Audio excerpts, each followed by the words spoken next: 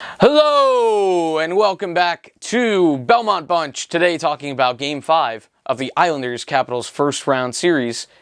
And it's over. It's all over. The Islanders put another guy on the unemployment line.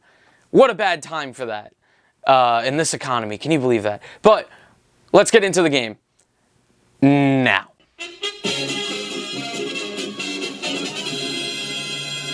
So welcome back to my Playoff Beards video, and today we're talking about Game 5. The New York Islanders defeat the Washington Capitals 4-0 to finish off the series, much like they did the Panthers series. You know, one game, have a shot at the sweep, you screw it up, next game you come back and you play better. The Islanders made lineup changes going into this game. Let's go over them. Clutterbuck was injured via a hit from Radko Gudas in Game 4, so Ross Johnston steps in for him. And the Islanders make it the optional change to go to Dow Cole. Oh God, no! But they do.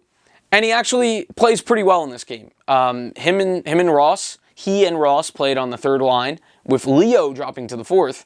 And it actually went pretty well. So let's talk about the game. The Isles kind of start off this one a little bit shaky. It's so funny because sometimes you get so into the emotion of the game that you're not sure if they're shaky or your mentality is just shaky. You're just losing it and you're just like, oh my God, please don't let it. Because me and my brother are saying, like, if the Capitals win tonight, I bet you they'll win this series. I bet you, because I would say at that point it'd be a toss-up and the Caps would have all the momentum and the Islanders all of a sudden would be looking scared. And the Islanders for the first 10 minutes, in my opinion, looked a little bit nervy, holding the stick a little bit hard.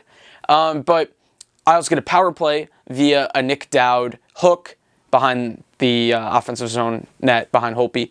And the Isles go to the power play. And what did we talk about in the last video? We said the Islanders need to make them pay for committing all these, careless penalties. And they finally do. In Anthony Beauvillier. Nice to see him get back on the scoring sheet. So Isles get the power play going. First 15 seconds, they get a shot on net. It falls to Brock. Brock, very smart play. Instead of shooting it, gets it out of the Looney Tunes style crowd where you just see arms and like the sound effects. I don't even know what I'm talking about anymore. Finds Anthony Beauvillier, who slots it into the empty net. Braden Holtby, way too aggressive, outside of the top of his crease on this one. I don't know where he's going. I didn't think he had a good series, and I don't think he should be paid very much in the offseason. That's my little Tom's Corner. But 1-0, you finally make them pay on the power play. So now they have to respect the power play at least a little bit because it's already hurt them. And they're in an elimination game. They need to play as smart as possible. And first period ends. Varley made a couple of good saves, but Islanders good to limit the shots. I think it was 8-7 after 1 to Washington. Second period comes around. The Isles, keep playing their game, actually improve as this game goes on in terms of defensive play because not a lot of chances for the Caps. Caps had, I believe, 66 shot attempts in this game. The Islanders blocked 31 shots. The Islanders were committed to playing the Trotz style, and the Isles only had like 31 shot attempts, and they blocked the amount of shot attempts they had. That's insane.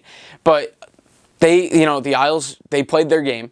They know if they're committed to blocking shots, if they're committed to forcing things to the outside, Varlamov is good enough to not allow some really bad ones from the outside, and we're good enough to score a few in the playoffs. Our offense has been really good, and Beauvillier would score again on an unreal play by Josh Bailey. Josh Bailey gets into the zone. It's a bit of a 3-on-2 for the Isles.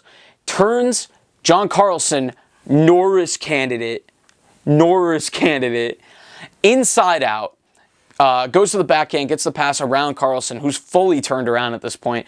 Anthony Beauvillier gets on his backhand, flips it top corner. Tom Wilson with a dirty hit into the post, which he was lining up from the blue line, basically, and cocked the elbow. He's a dirty player, and I hate him. But whatever, he's golfing now. So, 2-0 Islanders, Beauvillier scores, takes the hit, doesn't miss a shift. So, Beauvillier is a tank. So, 2-0 Islanders there. And kind of from there, it felt close to in hand. You know, the Isles were playing their game. Get the puck in deep. Don't do, you know, anything stupid. They committed 2 penalties in this game, one of which was not a penalty. They called too many men on the ice. They called too many men on the ice, and we had 4 guys on the ice. We didn't even have enough guys. They called 6 men on the ice. Barry, I think Trotz has said, I only yell at the refs when I know I'm right. He yelled at the refs on this one. So, Islanders killed that one, though. That was in the first period. And the Isles, 2 for 2 on the penalty kill, were very smart. Forechecking was good from Ross and Dow Cole, especially Ross with his temperament. Usually, you get him in a game, and I'm sure the fans wanted this. Get him in the game. Get him to fight Tom Wilson. Let's go. Let's get some stuff mixed up. But Barry knew from last game that when we do that, we get off our game. And so Ross comes in by necessity, and Barry must have said, like, we don't want you to, you know, get in and get an instigator penalty and cause us to be on a penalty kill, and we don't want to get off our game. So Ross, really good restraint. He's a guy that wants to fight. He wants to lay the body. He laid the body, and he just kept it clean. And the Islanders kept it clean in this game, and it was huge for them. We get the 3rd goal, empty netter from like 190 feet out. Backhand, no look, empty netter from Nick Leddy. Obviously, that's how you draw it up. He definitely did that on purpose. That was a creative play. And it's 3-0 there. Bailey gets his deserved goal. Josh Bailey has been fantastic. Great playmaker in this series for us. And Islanders finish off the series.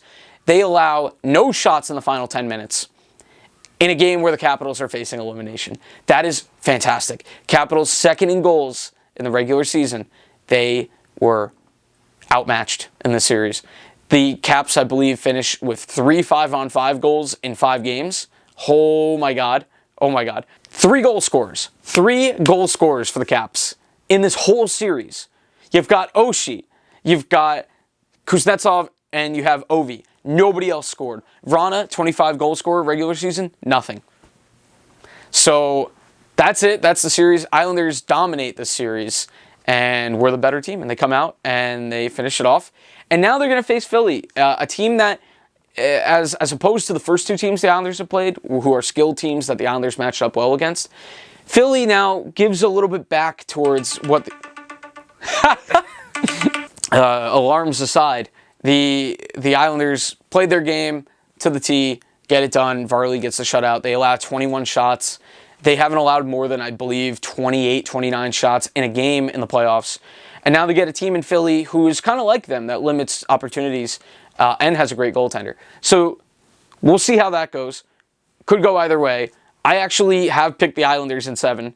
And this isn't just like Islander bias. This is legit confidence in Barry Trotz to outcoach anybody he faces. And the team right now is 7-2 in the playoffs, and they easily could be 9-0. They had mental mistakes cost them 2 games. If they can limit that, I said that after the Florida series, and they did a good job of that outside of 1 game in the Washington series. But that's the video. Thanks for watching. Like and subscribe below, and we will see you Monday or Tuesday, whenever the video comes out, reacting to Game 1 of the Philly series.